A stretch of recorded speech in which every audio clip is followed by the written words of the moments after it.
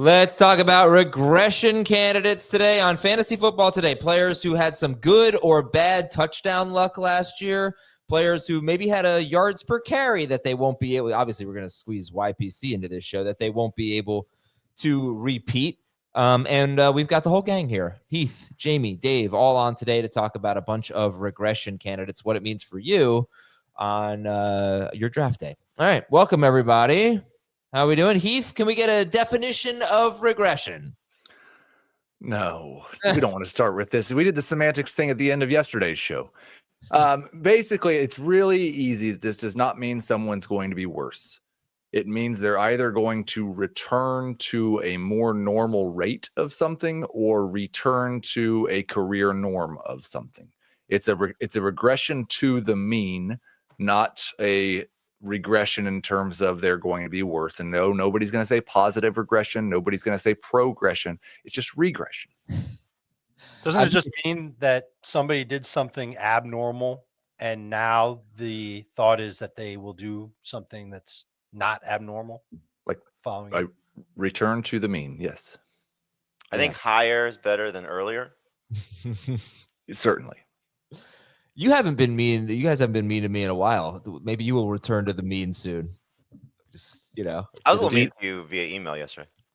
And actually, no, on the air you haven't been mean to me, but you were mean to me via email and off the air this morning already. So that wasn't mean to you. I asked if you're going to watch the game. I don't want to talk about it.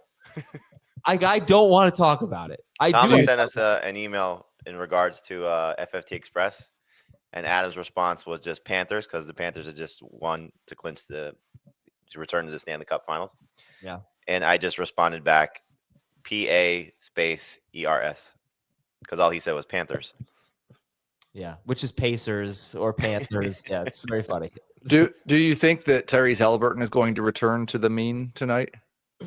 He's a jerk. He's a sports jerk. Like, he's very cocky. And if the Knicks somehow come back and win the next 3 games, they need to run to the Pacers bench and do the choke sign right in front of his face, and it would be poetic. What is a sports jerk? Why would he be on the bench?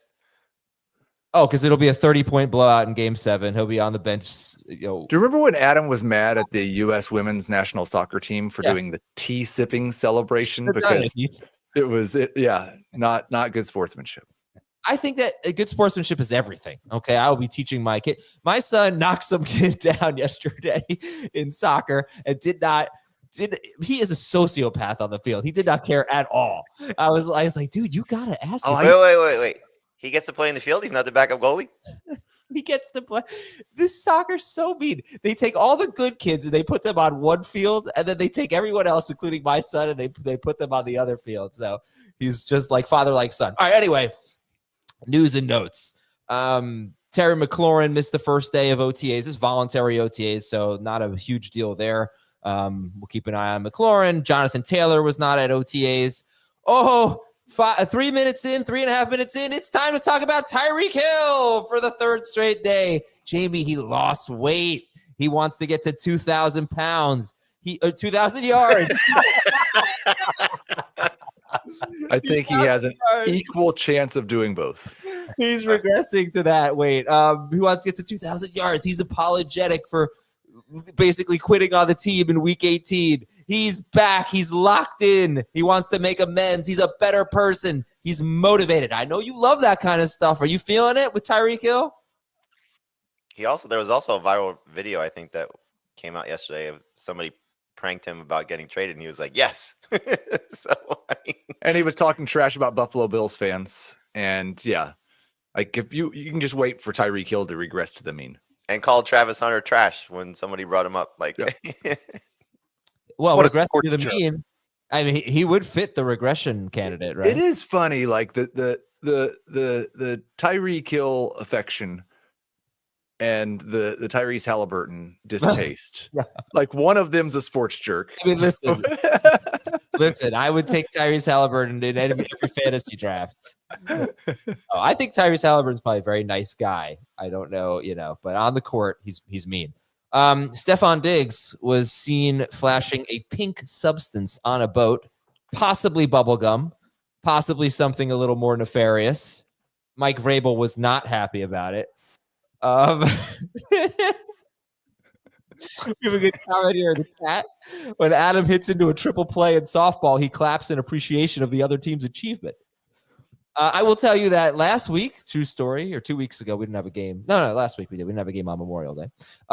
Some guy on the other team made a diving catch late in the game that they were winning, and it was ended the inning, and I was coaching third, and he made the catch in left field, and he was coming off the field, and I said, "Oh, great catch" to him, and he said, "Thank you." I didn't even think I gave him a high five. We cool with that? The You high could say five great might catch. be a little much. I No agree. high five. Like, why not just jog with him right back into his team's done? I think he initiated it. Would you mind going out and playing right field for me this inning? Because I'd never make that catch. Yeah, no, it's true. But I tried a similar catch later. Josh Downs has a soft tissue injury. Kyle Pitts has a foot injury. Malik Neighbors has a toe injury. It's the same toe injury he dealt with in college. None of these things are huge issues right now for us. Russell Wilson seems entrenched right now as the Giants' #1 quarterback. Meanwhile, in New Orleans, Spencer Rattler and Tyler Shuck have been competing. Jake Haener has been out with an oblique injury, or is currently out with an oblique injury. Cam Ward and Will Levis are splitting reps. Anthony Richardson and Daniel Jones are splitting reps. That's going to continue. Every Cleveland quarterback is getting reps. Kenny Pickett getting first-team reps. Everything on Twitter says Shedeur Sanders is amazing. I guess he's having a pretty good camp. When you say Kenny Pickett's getting first-team reps, Joe Flacco got the first-team reps, though, right? Oh, I thought it was Pickett. Was it Flacco? I thought it was Flacco. Maybe it was Pickett. No. Maybe I saw that wrong. No, you could be right about that. I don't. It doesn't quite matter at this moment. Jalen Ramsey, Dolphins cornerback, he posted something online that said a new chapter awaits as he awaits a trade. And apparently Christian Watson is ahead of schedule in his recovery from a torn ACL. So that would be good. That was pretty late in the season when that happened. You have Joe Mixon? I don't. I'm probably missing some notes. So what's going on with Joe Mixon? He was in a walking boot, but apparently also not a big deal, but not ideal, clearly. Okay. It's May. Anything else? Anything else you guys have seen that you want to mention? Would you rather have your dynasty veteran in a walking boot or on a party boat? On a party boat. I think I'd rather have him in a walking boot. Is it a party boat with Crystal Light in a baggie? Crystal Light. I think it was Fun Dip. They have clear bags now. I haven't had Fun Dip in forever. If you could have Pop Rocks or Fun Dip. Fun Dip. It's a mess, but Fun Dip. The stick is kind of gross though, you know? I think I'd go with Pop Rocks. Me too. The experience. Okay. All right, let's talk about some regression candidates. What a show so far.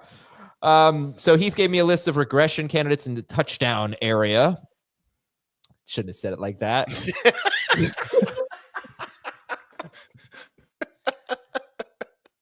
How much Crystal Light lemonade powder, pink lemonade powder have you had today, Adam? What the hell is going on with me today? All right. So Touchdown there. I told that story a few days ago. It's a good one. All right. So the regression candidates with touchdowns. So Baker Mayfield. So actually, why don't you give me the headliner for you? Who's the biggest regression candidate? I think the headliner is the one that I added at the last minute, and it was the Lions. Oh, okay. Just because it's a couple of things, and part of it is the absence of Ben Johnson. But Jared Goff had a 6.9% passing touchdown rate last year. The best rate of his career before that was 5.9%. His career mark is 4.8%. So Goff, a clear outlier in terms of passing touchdowns. We also saw Jahmyr Gibbs take a huge step forward in rushing touchdowns. The Lions scored more than everybody, basically. Sam Laporta, very high touchdown rate. The only reason he was a top 12 tight end. And so I think there's more risk than what I see reflected in drafts with the Lions, partially because of Ben Johnson leaving, partially because even if Ben Johnson was there, we should probably expect them to score fewer touchdowns next year. I always point out with Jamison Williams how many long touchdowns he had. I don't know if that's the kind of thing that you look at. For sure, yes. Yeah, 6 touchdowns of 35 or more yards, and only Jamar Chase had more. Chase had 7. So I know Williams is capable of doing that, but how many targets did Jamar Chase have? He had so many, and and Williams had like 100 or 91. 91. Yeah, he was on pace for 103. And Jameson probably isn't like he had 7 on 91 targets, which is an unsustainable rate. I don't generally predict or project any wide receiver to have higher than a 7% touchdown rate. A few of them will, but very few people besides Mike Evans do that year after year. Williams probably isn't even the biggest touchdown regression candidate in his own wide receiver room. We saw Amon-Ra St. Brown score 5 and 6 touchdowns his first 2 years. It ballooned when Ben Johnson showed up to 10. I guess Ben Johnson was there for was in charge for half of the 22 season, right? But anyways, he had 10 on 164 targets in 2023. Last year, he had 23 fewer targets in one more game and scored 2 more touchdowns. So I think St. Brown also a pretty big regression candidate. The thing that's interesting about the Lions and the correlation I hope will happen is what happened in Tampa Bay. So they lose, obviously, a hot commodity as an offense coordinator, not to the same level as Ben Johnson, but Dave Canales leaves, and Liam Cohen comes in. And I would say things got better. Yeah, right, for sure. And the thing that I'm hoping for the Lions, and I don't disagree with anything you're saying, Heath, but the thing that I'm hoping for with the Lions is that all these guys are in their prime. The offensive line is among the best in football. They still play in a very favorable environment. And I think, despite the fact that the defense is going to get better just from Hutchinson being back alone, but I think just the defense being better, because really when things took off was when Hutchinson and everybody fell apart. I mean, they just lost so many guys. But they're probably going to be in a lot of offensive type games, where they're not going to just sit back and, be conservative. I just don't see that happening for them. So I hope that while there will be some regression in certain areas, that these guys are still in such good spots that they'll continue to be close to the same level of production, if not maybe exactly the same level of production. Won't happen, but in certain cases you could see it. Because again, all these guys are still in such great situations. If they were losing personnel, it'd be a little bit more concerning, like clearly offensive linemen, changing teams or, not being back. For the most part, it's the same crew. Is there anyone in particular that you think is being overdrafted? Pretty much all of the Lions, including Gibbs and St. Brown, who are first-round picks. Yeah, I don't see it that way. I would draft Gibbs in the first round, but I don't have him as high at running back as other people do, and I have St. Brown early in round 2.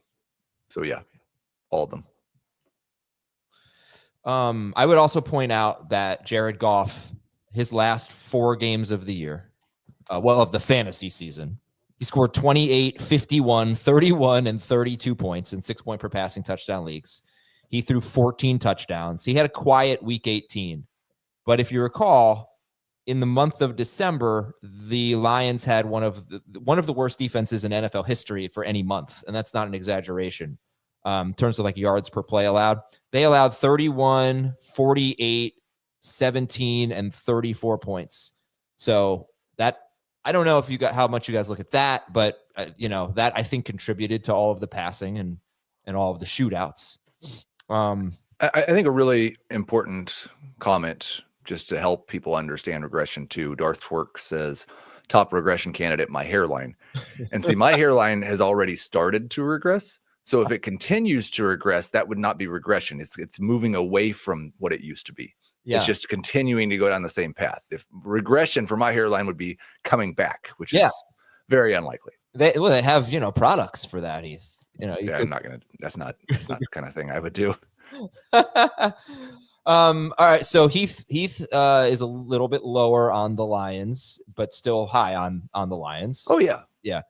Jamie is fine with St. Brown and Gibbs where they're going and pretty early in the first round. Dave, how do you feel in general about the Lions? I kind of feel the same way that Jamie does. I think that this is an offense that can continue to put up big points week in and week out. And I think they're going to be in a lot of high scoring games. The guy that I get a little worried about is David Montgomery, because he doesn't fit into the explosive scoreboard shootout type of game script the same way that other Lions do. He can always score, and I think when you start David Montgomery in fantasy, you use a pen, you use ink to give him a touchdown every single week. It's what else he can do on top of that.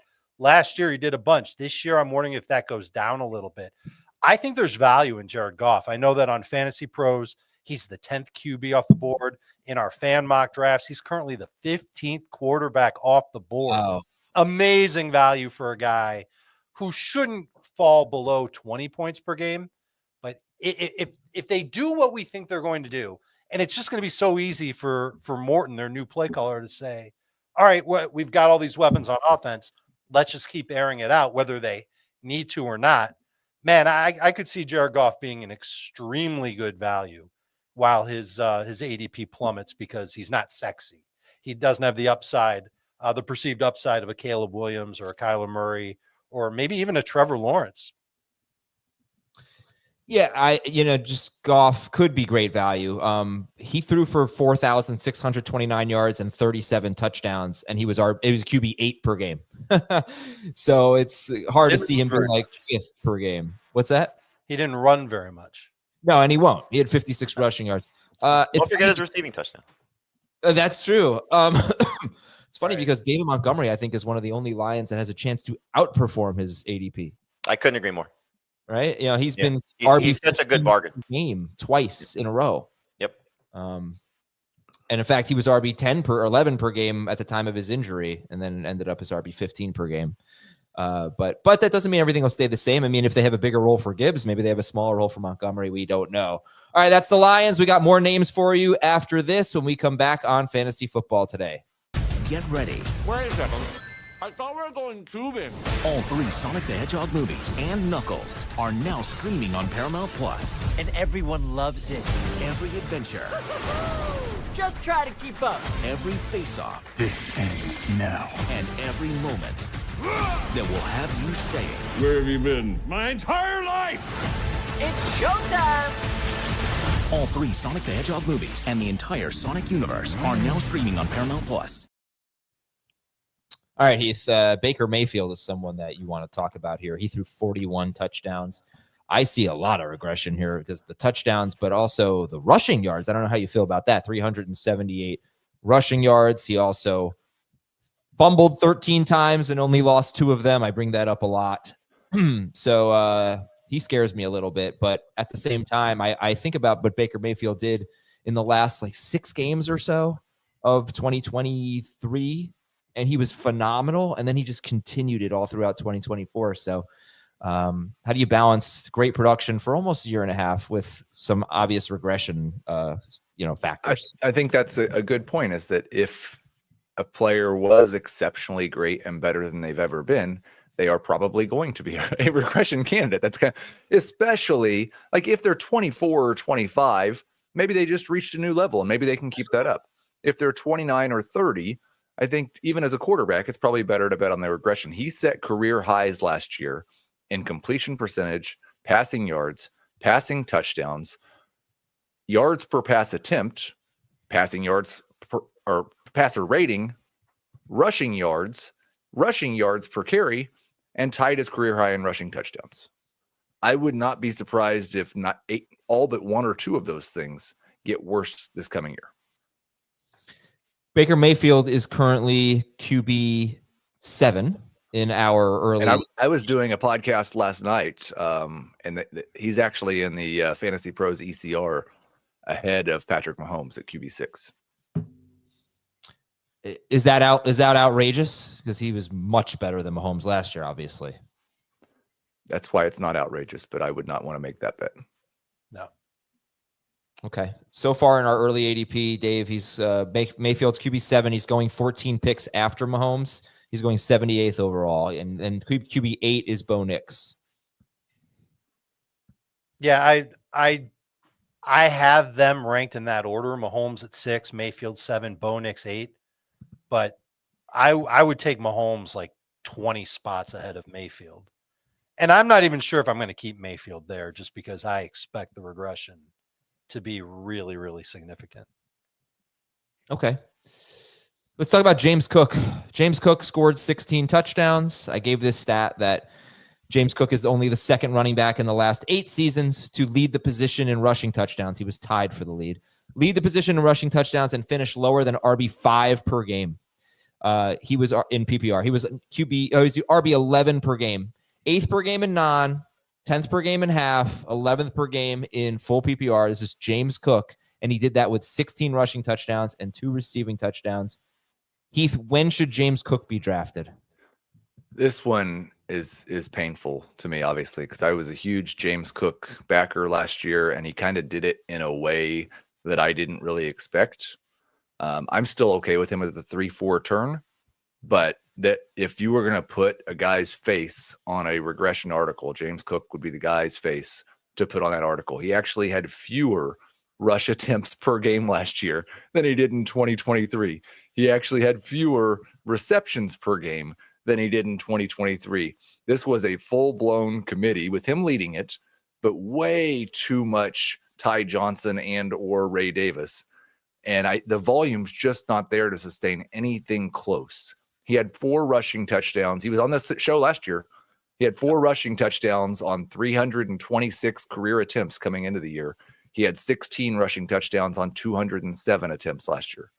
And he's unhappy with his contract. Yes. That's a big deal. If he holds out from training camp, I think everybody will make him one of the easiest fades in fantasy. Jamie, where are you on James Cook? I agree. It's tough to say, go get him.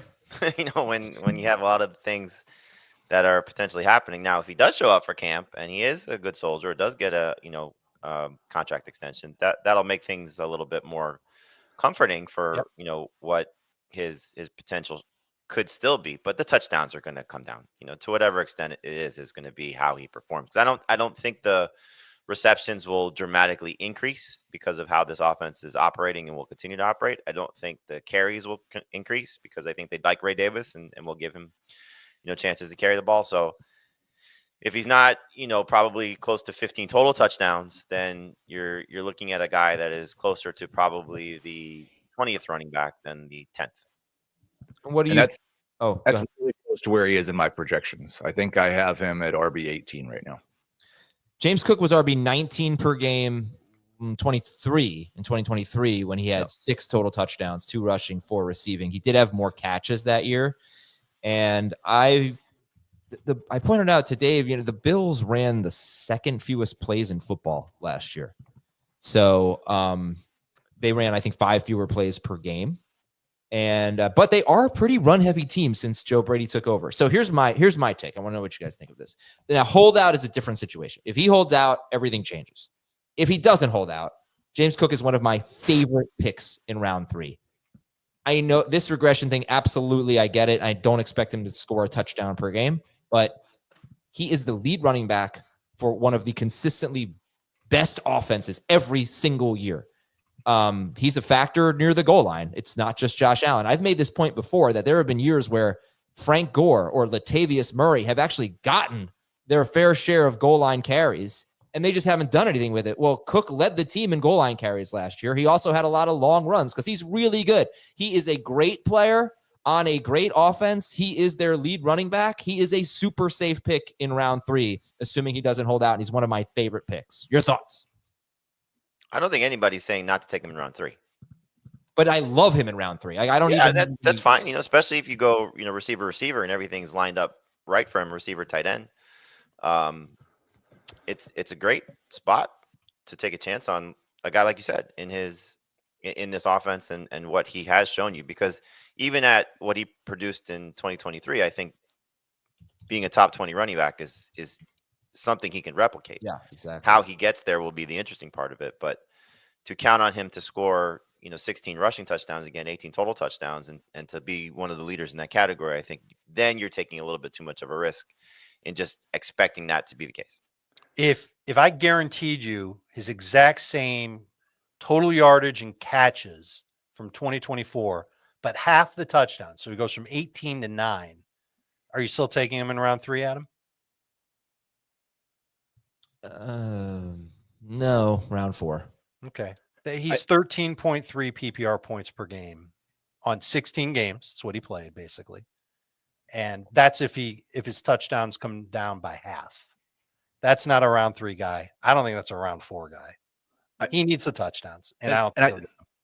I think your argument about the lead back on what is one of the best offenses in the NFL is a good one, but you have to put it in a little bit of context. He had 42% of his team's rush attempts last year. He had 46% of his team's running back targets. Yep. Yeah, no, I don't know why the targets out of the snaps. The targets going down was a little bit of a concern, but he had most of the running back carries. He had about 2/3 of the running back carries, I believe. But that doesn't matter if you have a quarterback that runs the ball 115 times.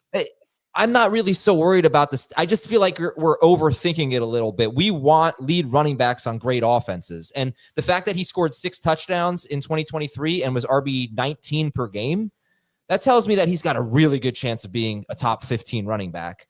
By the time you get to the end of round 3, you're probably somewhere around RB 15 in ADP, right? So Sure. We always talk about drafting a guy at his ceiling or his floor. If we're drafting James Cook as RB 15, again, assuming there's no holdout, I think we're drafting him pretty close to his floor because he would have to have like a 6 touchdown season to be worse than that, in my opinion. Or a 9 touchdown season. Like I said, if it's last year's workload, then a 9 touchdown season would do it. Because there was a big drop in his catches last year. It was. And listen, I love James Cook. Sorry. All I did last summer was talk good about James Cook. So I'm not questioning his talent. I think he's awesome. Right. I don't love the way they're divvying up touches. Yeah. They also had a lot of blowouts last year. And I think that probably contributes. I would anticipate they have a lot of blowouts this year. I They would. play in the AFC East, and they're awesome. He had 4 touchdowns of 40 or more yards. That's good and bad, but he'll get more carries if he doesn't keep breaking away long runs. But I don't know. I think again, I can't sit here and accurately predict his catches or his touches or whatever. I just know that I want the lead running back with the Buffalo Bills, especially because he's awesome. He's not just. I think just to sum it up with what Heath said, the latest you'll probably try to draft him is the 3-4 turn. My guess is his ADP is going to be somewhere in the middle of round 3. It is currently 35th. So. How about that? And you know what's interesting? And this is just the early CBS ADP, super early. It's 35th, but the running back ADP before that, Chase Brown and Bucky Irving, they are 24th. So right now, James Cook, Joe Mixon, Ken Walker are all going at the 3-4 turn. And there's nobody being drafted in between the 2-3 turn and the 3-4 turn at running back. It's Chase Brown, Bucky Irving, a whole round, James Cook, Joe Mixon, Ken Walker, and Breece Hall a couple picks later. It's not that many drafts that we're talking about here, but I just thought that was interesting. All right, Heath, let's talk about 2 wide receivers. Terry McLaurin, 13 touchdowns after 4 straight seasons with 4 to 5 touchdowns. He didn't really do it with a lot more targets or anything like that. 117 targets, 13 touchdowns. T. Higgins, 109 targets in 12 games and 10 touchdowns as Higgins finished as a top 5 wide receiver on a per game basis. McLaurin was 16th. You think about that. McLaurin 16th per game in PPR with 13 touchdowns. All right, who concerns you more, McLaurin or Higgins? McLaurin, I feel really good. Like how you feel about taking James Cook in round 3, I feel that if you happen to get Higgins in round 3, and I'm okay with him late in round 2, I think he's probably going to score fewer touchdowns, but I still think he's going to be awesome. McLaurin worries me a lot because he did not do anything different or special last year besides score a touchdown on 12% of his targets, which is like double what you might expect from a really great wide receiver and triple what Terry McLaurin's done throughout his entire career before last year. His targets went down last year by 15. His catches were not a career high. His yards were the 3rd best of his career. Like, it was just that Terry McLaurin scored a lot of touchdowns, and those are the biggest red flag guys for me. So I would really not I've got Terry McLaurin, I think, right behind James Cook. And so it's the 3-4 turn again, but I don't want to take him early in round 3, which is why I kind of get stuck at wide receiver because he's still a top 15 wide receiver for me in the rankings, but I don't love that range. It's very interesting because obviously the touchdowns come in the first year with Jaden Daniels. The team threw 29 touchdowns, which is the most in any year of Terry McLaurin's career. Previous high for Washington was 24 touchdowns. And the other factor is he was among the NFL leaders in end zone targets. He got a ton of those. 16 end zone targets. His previous career high was 11. He had 15 end zone targets the previous 2 seasons. Then McLaurin had 16 last year. So Heath has some trepidation there with McLaurin. Dave, how do you feel about him? I feel the same way. I do think he can do better than 4 or 5 touchdowns. That's what he had in 2022 and 2023. But all of his receiving metrics are basically the same from last year compared to his prior 2 years. The only difference is the end zone targets that you just talked about. That might be something that just comes with the territory moving forward. Not only a Jane Daniels thing, but a Cliff Kingsbury thing as well. And it makes sense. He's your best receiver. He can find ways to get open, throw him the ball in the paint. And so that could continue a little bit. I wouldn't have a problem projecting McLaurin for 8 touchdowns. And now that we know what his numbers are pretty much going to be, targets-wise, catch-wise, yardage-wise, man, like you can kind of set your watch to an expectation for McLaurin and draft him accordingly. And Jamie, where are you on McLaurin, who had 1,096 yards and 13 touchdowns in 17 games?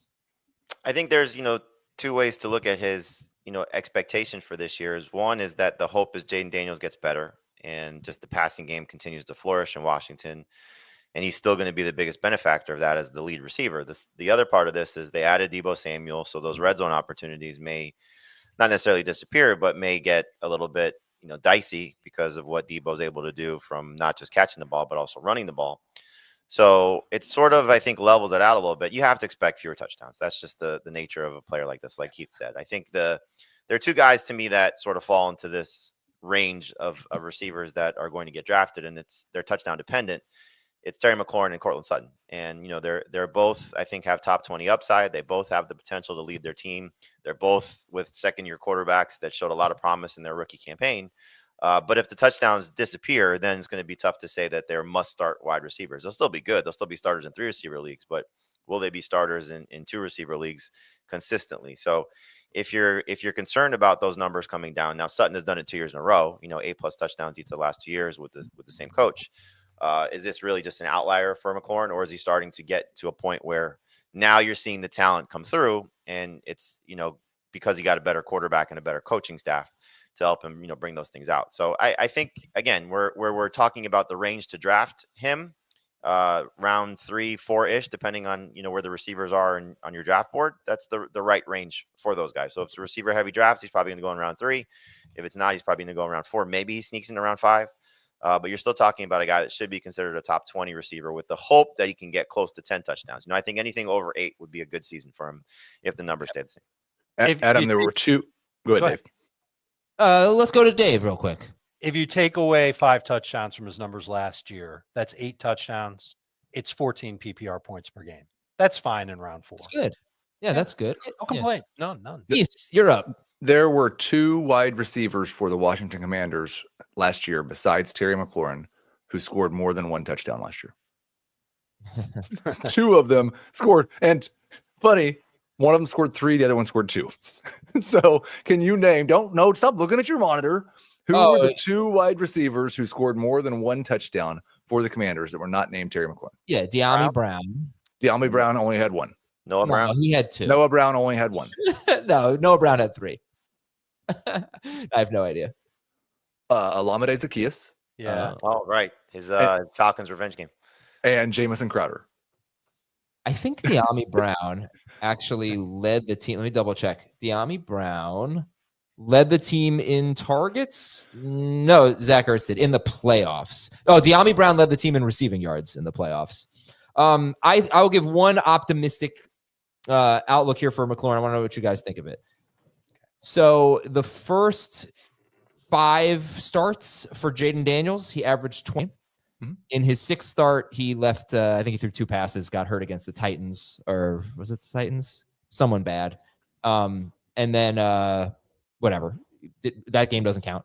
The next, well, I mean, I'm not going to start the game he barely played. I'm not going to count that. The next 9 starts, 33.3 pass attempts per game for Jaden Daniels. So I see McLaurin with 117 targets.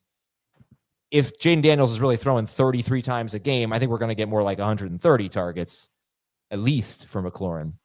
I don't know, what you project for pass attempts. That's kind of a lot. So you're talking about week 8 through week 17 last year? Yeah. Terry McLaurin was on pace for 106 targets. What? He had a low target share then. He had 12 in week 18. Oh. We haven't even mentioned Deebo Samuel, did we? Yeah. Jamie. Jamie did. Yeah. All right. Did we mention commercial break? Because we got to do one of those. We'll talk about 3 tight ends who have touchdown regression coming their way. Hopefully in one case, in 2 cases, hopefully not in another. We'll be right back to talk about some tight ends and other regression candidates in yards after this.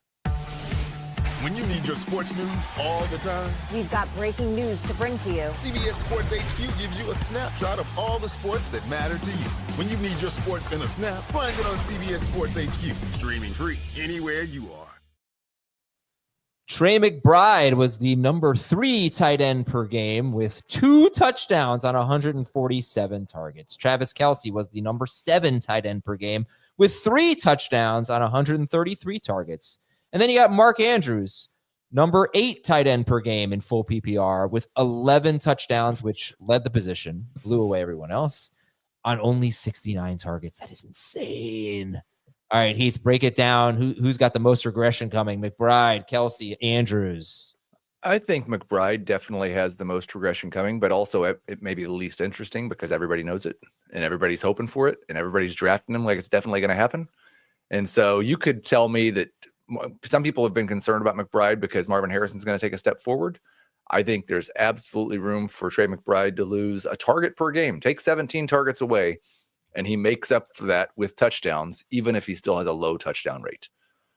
You don't generally project anybody for lower than a 4% touchdown rate at the tight end position, and his was way lower than that. So wouldn't be surprised if he triples his touchdowns from last year to make up for any lost targets to Harrison. I think Kelce's the most interesting because everybody's worried about the decline.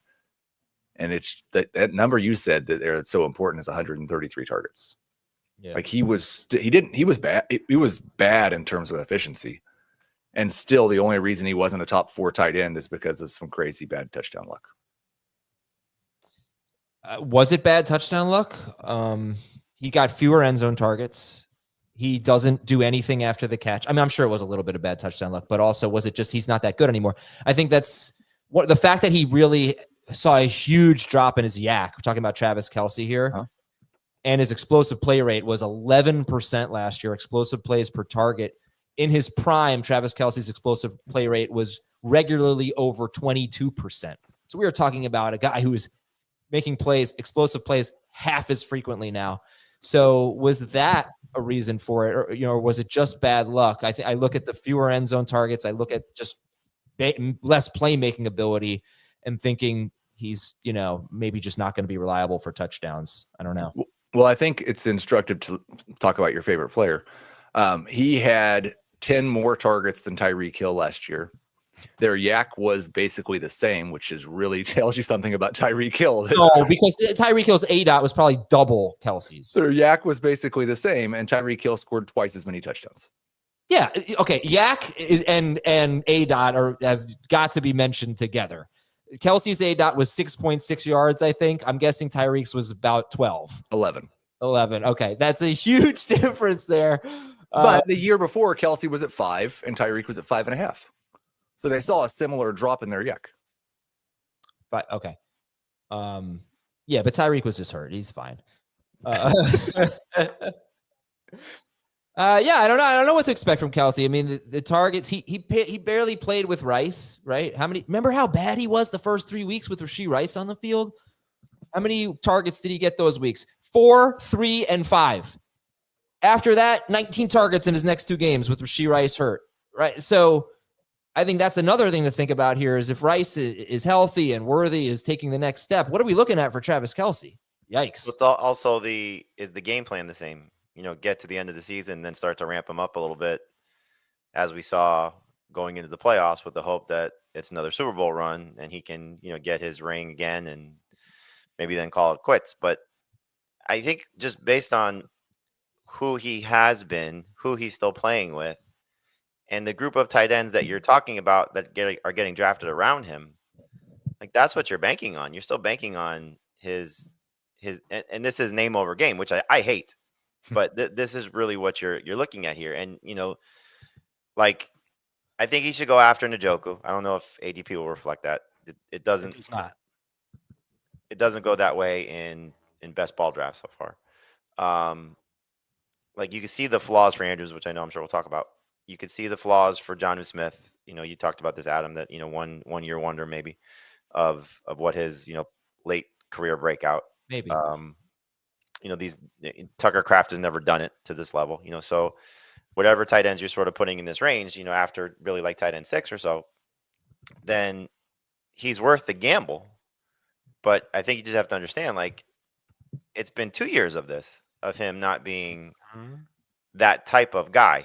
2 years ago, he was still really good. Last year, he really fell off cliff. And if Rice is back to 100%, if Worthy is as legit as he showed at the end of the season, if Marquise Brown is a factor after what, not really having an impact at all last year, like this could be a target crunch for Kelce, which he's never seen. Yeah. Additionally, here are the end zone target leaders for the Chiefs last year. Number 1 was DeAndre Hopkins with 8. That's wild. Worthy with 8. Noah Gray with 6. Travis Kelce with 5. And here's their pass rate rank from inside the 5-yard line over the last 5 seasons. The Chiefs were 3rd, then 9th, then 3rd, then 5th. Last year they were 14th. And then Heath, I wonder how do you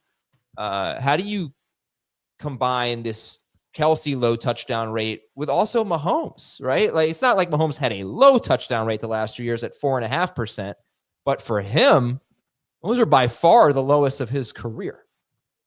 Yeah, and I don't think that Patrick Mahomes is washed. So I would expect some, like we expected regression last year. We didn't get it. I think Dave's going to talk about it later. We expect regression from Mahomes again this year. We expect him to be better than he was in terms of yards, and I would say in terms of touchdowns than he's been the last 2 years. And that will be a part of Travis Kelce scoring more touchdowns if he does. I think the concerns you guys brought up about targets and if Rice and if Worthy, those are all really valid. They're just like, what we're looking at is what the guy did on the opportunity he had and kind of assuming the opportunity is going to stay relatively the same without somebody important being added to the mix. Maybe Rice will be 100% and not suspended, and maybe Worthy will continue what he did without Rice at the end of the year. And it's also could be those guys opening up just easier paths right. to success for Kelce, because now you have so many different ways to hurt defenses that, okay, the 36-year-old tight end is not going to be the problem. It's more the speed on the outside and what Rice is doing maybe in the middle of the field as well. So while he may lose some targets, he may benefit just based on, not as much bracket coverage and, teams just really trying to take him away because they know how much he means to Mahomes. He'll never be double teamed if Rice and Worthy become even more established in the Chiefs offense. Defenses won't be scared by Kelce. Kelce will be Mahomes' second read on every single third down and red zone play at worst. So I think he still sees a good amount of targets. Let's not forget that like last year, he totally sucked. No one was happy with him. Still averaged 12.2 PPR points per game, which for a tight end is pretty damn good. Still better than Sam Laporta. Which is crazy, but also factual. My biggest issue, I think, is those first 3 games and the fact that he just wasn't being targeted when Rashee Rice was on the field. It's easy to forget about those, but man, this is sometimes you wonder, is this guy in decline? I'm not sure. He is. It's so clear, right? Yeah, he can't run anymore. It's just at a position where 12 or 13 fantasy points is still really good. Right. You're talking about a guy that's declined from 18 to 20 fantasy points or 17 to 19 fantasy points, whatever it was. Right. It's It's just just what his perspective. ADP is so far. Did we want to talk about Mark Andrews with 69 targets and 11 touchdowns in 17 games? And he was tight end 6th per game in non-PPR, 7th per game in half PPR, and 8th per game in full PPR. And that was actually a bad season for Mark Andrews, who had been top 5 per game in PPR in 5 straight seasons before finishing 8th last year. Heath, are you optimistic for Mark Andrews? No, not at all. I'm faking my ranking to make up for the fact that he comes out as tight end 16 in the projections. Oh, what is your ranking? 10 or 11. I'd much rather draft Kelce. I would too. Jamie, Kelce, or Andrews? Oh, Kelce. Okay. I'd rather draft Hawkinson. I'd rather draft Tucker Kraft. I've got 2 rookies ahead of Mark Andrews. That might be a little too far, but I'm worried about his touchdowns coming down, his volume not rebounding. We know how a lot of the other touchdowns in Baltimore were scored last year. I don't think Derrick Henry is being written out of the game plan whatsoever. So is Mark Andrews going to score a ton of touchdowns like he did last year? I'm going to bet against that. I kind of view Andrews the way you view Cook, Adam, though. Like top pass catcher on a great offense. And but he's not the top pass catcher. Well, I'm not saying he's the top pass, a top pass catcher. Yeah, okay, sure. Yeah. On a great offense. And Heath talked about this maybe a month or so ago about, just like who Mark Andrews has been. And, like, again, when you look at this position, think about some of the names that we just said. Like Dave said, the 2 rookies, they could easily be better than him. I mean, there's so much potential for those guys, but there's so many ifs for them as well and what rookie tight ends have done. And so when you start to get into that jumbled mix, like we're hoping for Tucker Kraft to take a step forward.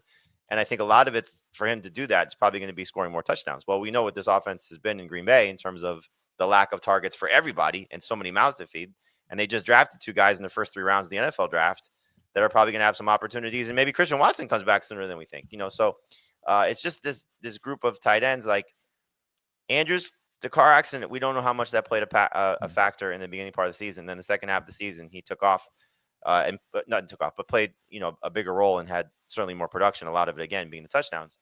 But how much of it is what Harbaugh has said this offseason when the thought was they might get rid of him, and maybe likely has a big role. And all these things could change. And Hopkins being there, that could certainly take away some touchdowns as well, based on what he's done. But we're asking that from a 30-plus-year-old receiver also. So I think Lamar Jackson really relies on Mark Andrews quite a bit and relies on him in the red zone.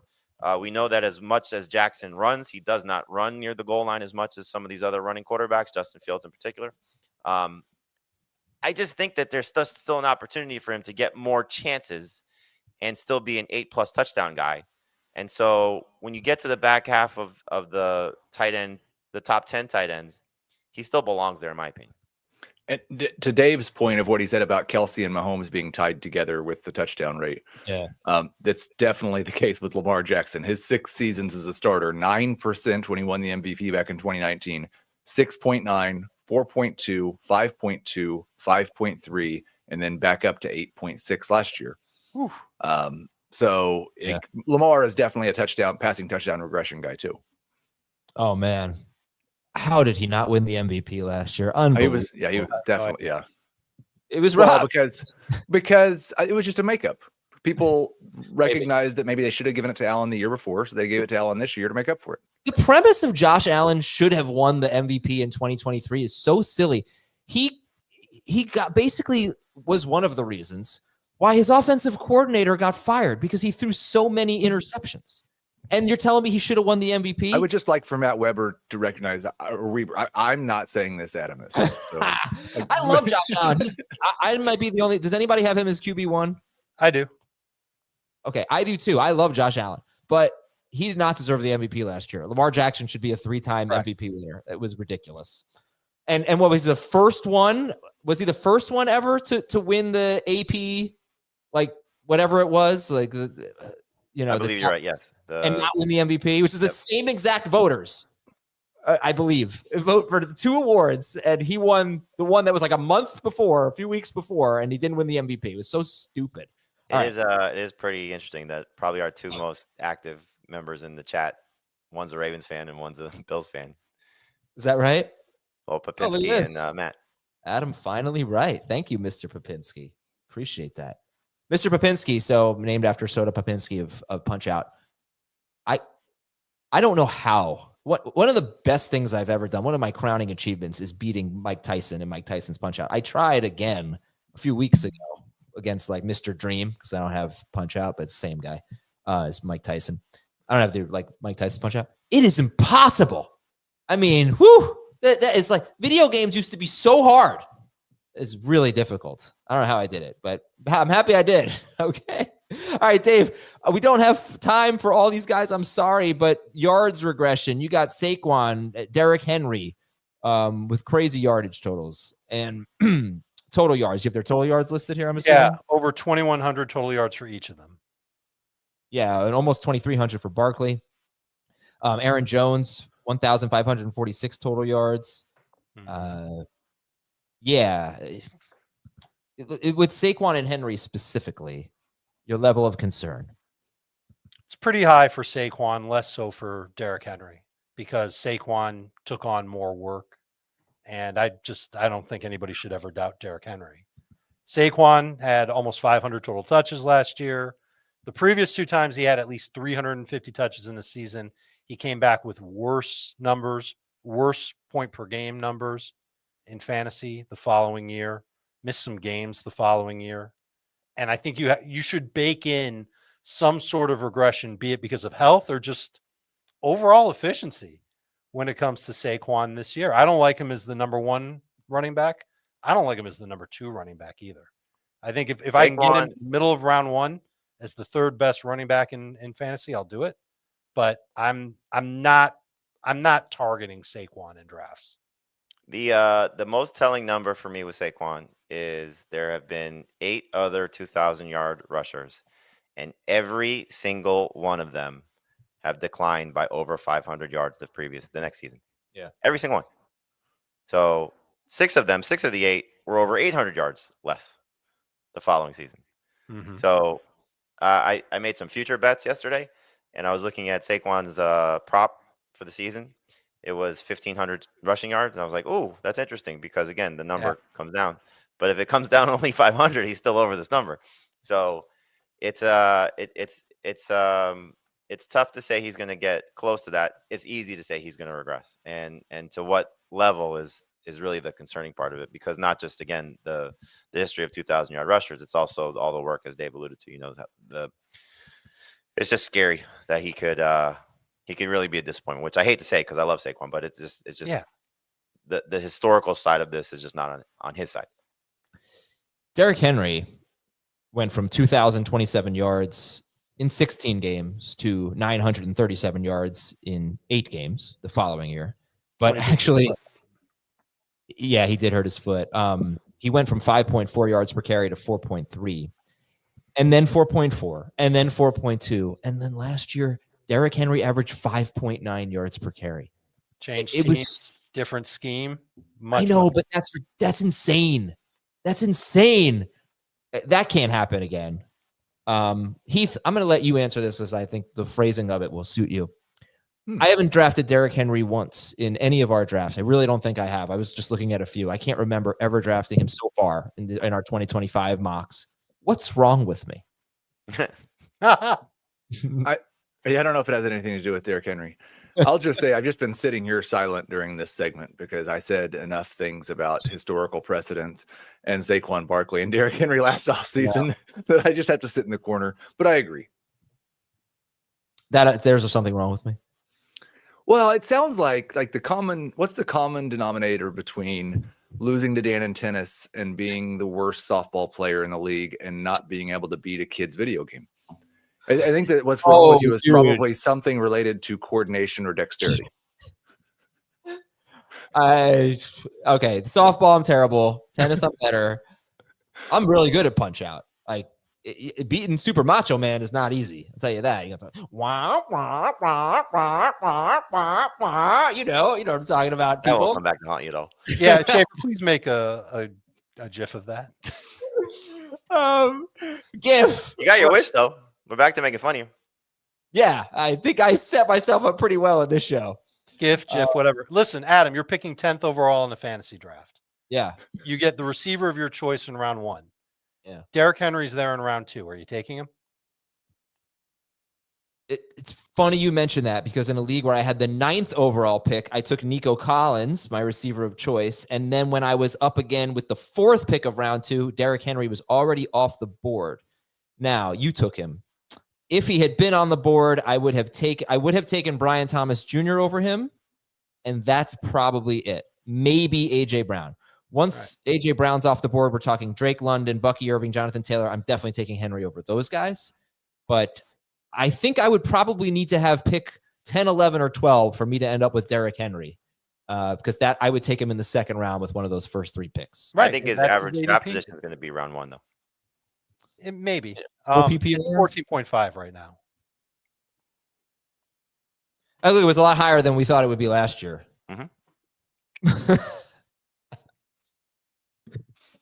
The chat today, it's been really good, very sharp, very sharp. I think we can hide the comment, Heath. I think it's been on there long enough. Oh, you hadn't seen it, so I needed your reaction. Okay. Well, that's it for. Oh, wait, hold on one second. I want to read an Apple Podcast question. I have to bring it up. What are you guys up to this weekend? Baseball practice. Wedding ring shopping. Okay. Oh, he doesn't know what happened to you. No. Monday is my wife's birthday.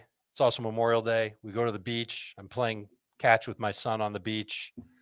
Next thing I know, my wedding band is off my hand. Don't know where it is. It's somewhere in the Atlantic Ocean. Wife's not happy. I freak out. Anybody know any good jewelers? Yeah, taking your wedding band off when you go to the beach is a bold move, especially if you're with your wife.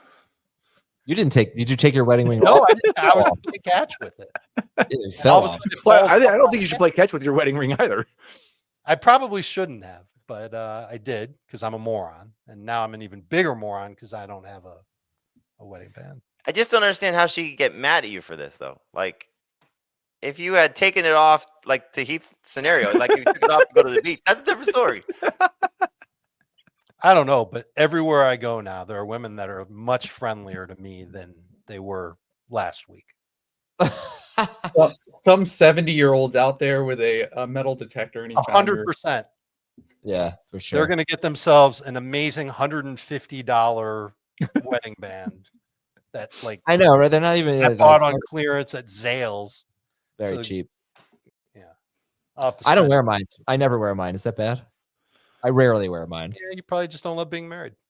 I love being married, but I hate wearing jewelry. Oof, not my thing. All right. I don't have any Apple Podcast questions. I saw we had some new comments, but they are all just comments, which I appreciate. Thank you. Nice 5-star reviews. Appreciate that. But no questions in there, so I won't read any. I don't want this show to end. I'm having so much fun, but it will end. We will talk to you on Monday with a new 4 shows a week next week. It's June, so we'll have 4 shows a week. Good stuff. We'll talk to you then on Fantasy Football Today.